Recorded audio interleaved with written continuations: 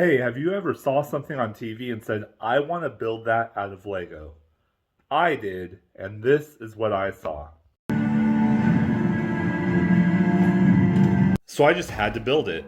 Here's the Andor Haulcraft. It is a starship from Disney Plus's Andor.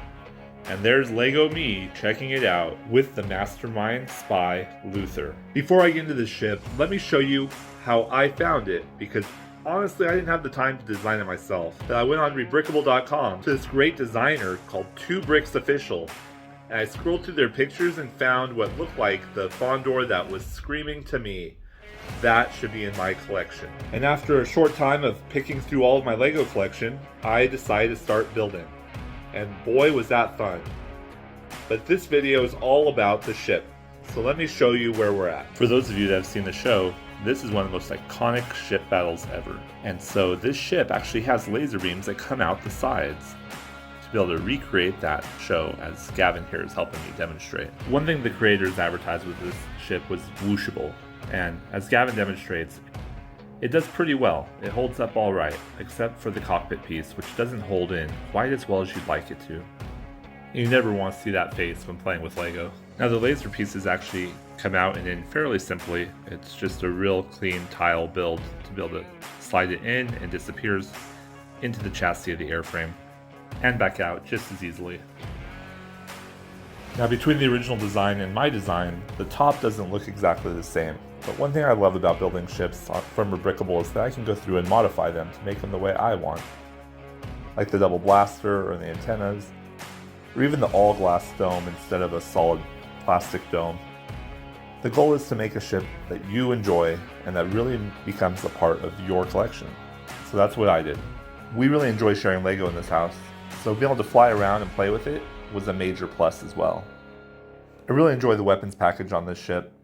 This one looks just like the blasters on the top of the Millennium Falcon, and they added it into the Lego edition as a clean little add-on to the top, which is amazing. And the back opens up to be able to show blasters. I only had 2 available, but it was designed to be able to put up to 6 directly above the engine compartment to be able to mimic the show as well. I really love the wings and how they were designed to be able to flip up and down to be just like how the show goes from almost a more of a TIE fighter mode to a flat, more of a Millennium Falcon look of a collider or a transport. And they are able to hold pretty well using the Technic pins. And each wing, when you fold them up, it gives you that TIE fighter look that they were going for. And then just the little details all across the top were really great. I cannot tell you how amazing it was to build this.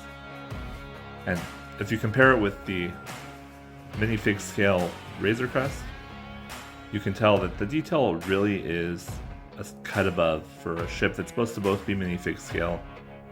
These designers really outdid themselves compared to the Lego design, which used mostly plates and hinges to almost make more of just a shell and not a real ship with this layout. To compare, the Andor has 1,601 pieces, while the Razor Crest clocks in at 1,023 pieces. Now, that said, the Razor Crest only costs about $130 online, while the Andor would cost you between $240 and about $300 using bricklink to be able to order all the parts. But the detail between the two really shows. This was an amazing build. I hope you enjoyed it as much as I did. Please like and subscribe if you'd like to see more content like